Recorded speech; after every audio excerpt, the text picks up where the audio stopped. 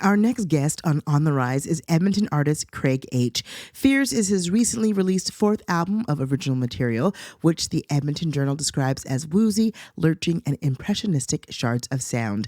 And his album is debuting at number 12 this week. Craig H., welcome to On the Rise. How are you today? I'm very well done. Thank you for having me. Yeah, you're so welcome. It's a real delight and treat to get to chat with you today. So, you recently had your album release party at the Yardbird Suite last Friday. What was it like? It was good. It was very cold. It was a bit of an adventure. We were minus 40 that day. Yeah, it was a bit of a challenge. Two of the band had a rough start to the day. Cars weren't starting. The soundboard wasn't connecting with the room. So everything that could have kind of went wrong logistically kind of did. And I kind of just rolled with it. So the show goes on regardless. We'd figure it out. And we were worried about people getting there. Like don't risk your lives in the minus 40 weather. Like it's not worth it. The show will be there regardless. You can stream it. That's the nice thing about the Yardbird is you can actually stream all the shows that play there. And did people brave the cold? Did they come out and did they support? They did. I think we had about 60 people in the audience. Had we had better weather, I think we would have filled the room again. I did have my first show there last year, and it was pretty close to a sellout, which was pretty. I can't really wrap my head around that. But yeah, the fact that people braved the minus 40 to come see some music, that means a lot. Yeah, that's beautiful. It is lovely when people support and show their love and show up and show out for you. You know, growing up as a young boy, what were some of the sounds you heard in your house? Well, I can actually remember one of the first records my mom played when I was like a baby, Bay City Rollers. And I would ask her to keep flipping the record. She wouldn't get a break from it because I loved it so much and I would just sit there and bounce around to it. And, stuff like Dusty Springfield, I remember. ABBA, of course. Simon and Garfunkel, those were kind of the sounds of the house. Janis Joplin, Led Zeppelin, that kind of stuff. Amazing.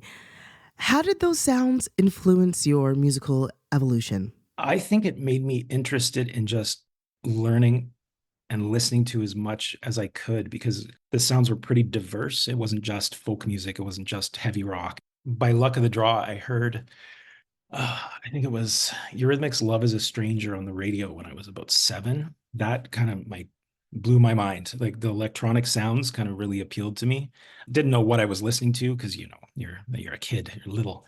But just having like I think um, having the records playing and the tapes playing as a kid and the radio always on just kept my ears wide open for anything that kind of made me excited. Yeah, it's so cool when you reflect on your life and you think about those core memories as a kid and the first time you heard a song, Mm. connecting emotion and music. It can be quite profound to think about. And I think, yeah, you can pull that through your entire life. Like I've never let go of this, my touchstones through the years. Your album touches on many themes, fears being one of them. Yeah. I'm Mm. curious, what does it mean to live without fear?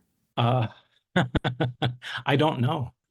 I really don't know. I think when all these songs started being written and recorded, I didn't really know what it was going to turn into, which is the first time for me, the first three that I did.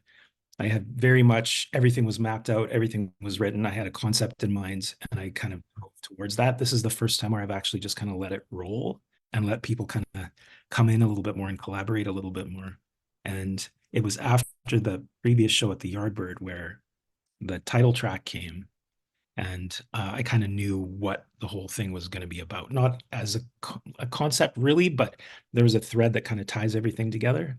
And my fear of performing kind of informed the grand umbrella that kind of shades the whole album, if that makes sense. So it's kind of like looking at fear, accepting it as a part of the process, but being able to kind of work with it and not have it just kind of blockade you.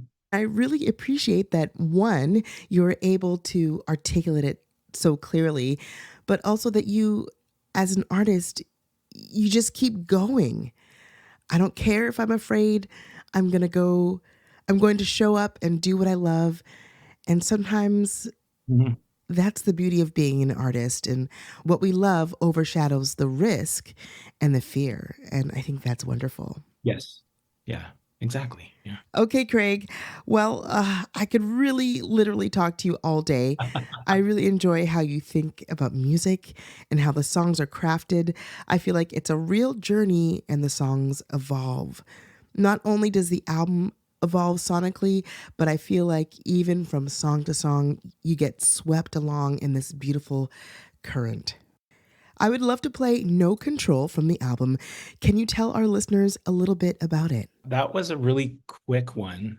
And that actually had a bit of an agenda because I needed to kind of lift the tempo of the album a little bit. And I wanted a bit more butt to it, wiggle your hips a bit.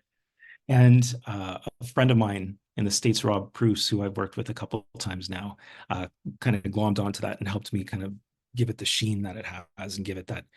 He compared it kind of to the band Japan, David Sylvian's first band in late 70s, early 80s.